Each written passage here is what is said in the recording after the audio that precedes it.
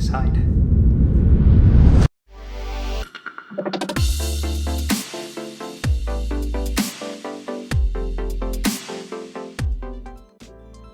Do you own a Sony A7S III and you're using Tamron lenses? You might be limiting the Sony A7S III's capabilities, specifically in the active SteadyShot department. When the Sony A7S III came out, I was so eager to get my hands on it, mainly because of the 4K 60 and 4K 120p and the active stability that they came up with as well. The mistake I've been making was putting on a Tamron 16 or Tamron 17-28 lens on my Sony A7S III, and I haven't been getting very good active stabilization performance from this camera. And it wasn't until I met up with a Sony rep at VizTech Ottawa where I learned about potentially why that active SteadyShot is not performing well with these Tamron lenses. So since I've owned the Sony A7S III, I think I've been limiting its capabilities on the active SteadyShot department. So I thought I'd try out a couple of the Sony lenses just to see how well the active stability performs. And boy, was I super surprised by the results. So in this video, let's do a couple of tests where we show you the active stability performance with the Sony A7S III and these three lenses. So I've got the 17-28 F2.8 Tamron lens, I've got the Sony G Master 16-35 F2.8, such an awesome lens. And then we've got the Sony 24-105 F4, also an awesome lens, mainly because of how versatile this lens is. Not so good because of its F4. That being said, a big shout out to the guys at VizTech for hooking me up with these lenses to test out over the weekend so I can decide for myself which of these lenses I'm potentially going to get. So let's head on outside and we're going to test out how these lenses perform with active stability shot on, and you can be a judge on how well the stability is performing with these lenses when compared to the Tamron 17-28. I was genuinely surprised, so let's get to it. Let's start off this test with the Sony 16-35 f2.8 G Master lens. Super expensive, super heavy. My arms are pretty much falling off almost. Key is to do this vlog style test to see how active SteadyShot works with this lens when compared to the Tamron 17-28 f2.8. We're also comparing it to the Sony 24-105 a little later as well. So let's do a quick test of normal walking with active SteadyShot on.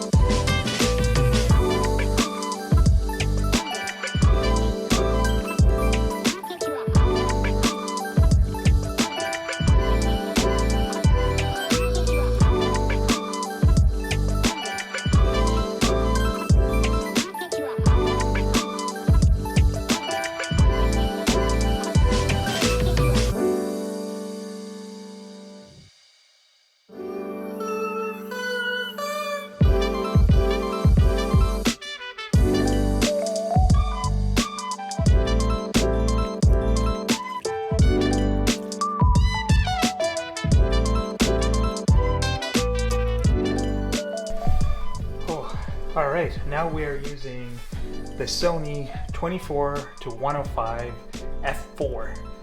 Now this lens is just as heavy as the 16-35 G Master, and it was taxing on the arm. Just a few minutes we were just holding it, and since this is a 24mm, I'm having to really pull the camera out and extending my arm out, which is going to fatigue my arm. So if I put it in a more comfortable position, this is kind of what you get. It's not, you don't really see a lot behind me, it's just a lot of me on the screen. So I don't know if 24 is sufficient, but let's test it out. Okay, we're going to do the same thing. Active SteadyShot is on, we're at f4, 24 frames per second, auto ISO.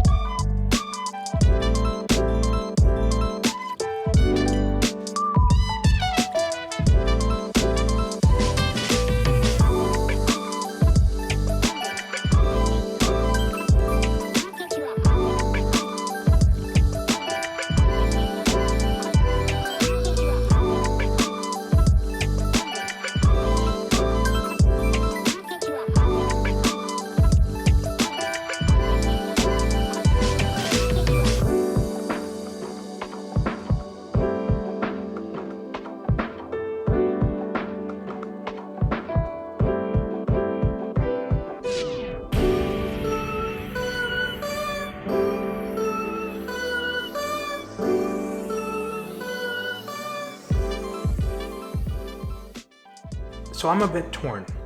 I think the clear winner in terms of the active SteadyShot test is the 16-35. It's such an awesome lens. The one big downside to this is that it's so expensive and it's so heavy, especially if you're going to be carrying this around for run and gun, you're going to be vlogging it, having it held up like this to try and capture you. Your arm is going to get a beating. Then again, eventually you'll probably get adjusted to it and it should be okay. But the price, you can't get over the price. The 24-105 is such a superb lens. Not as sharp as the G Master, but it's a pretty versatile lens all the way through. It's just as heavy as the G Master, so your arm is going to get tired. And it's going to get tired even more because you're going to have to extend your arm out further to get more into the frame when doing vlog style recording. I'm really torn. I can't decide between these two lenses. I'm not sure which one to get. What do you all think? Let me know in the comments below.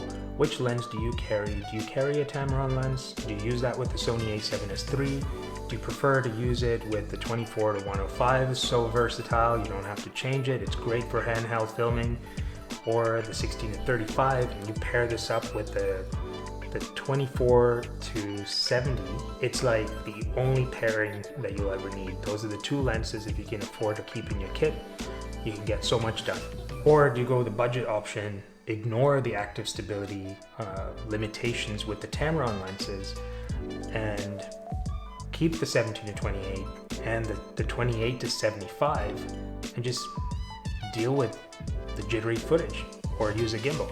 I'm really leaning towards the G Master, the 16-35.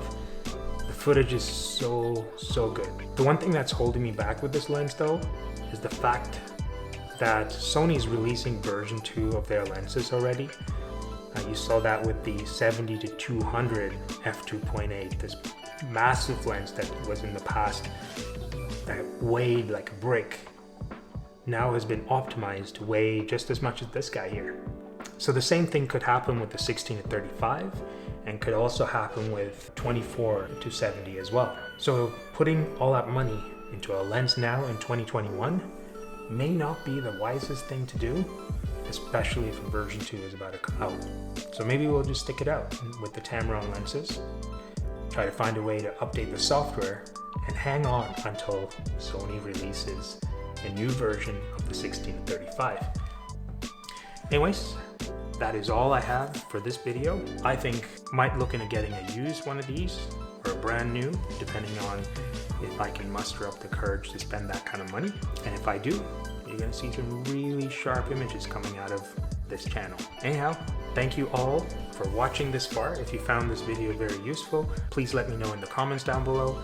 Hit that like button as well, and if you want to see more content like this, make sure you subscribe to the channel as well. I'm a bit of a gearhead, I'm a petrol head, and I just like to cover all things from all ranges. Cars to gear. I've also got a MacBook Pro M1 Max coming up soon, so that could be another video as well, right? Well, that's it everyone. Thank you all for watching, and I'll see you in the next one.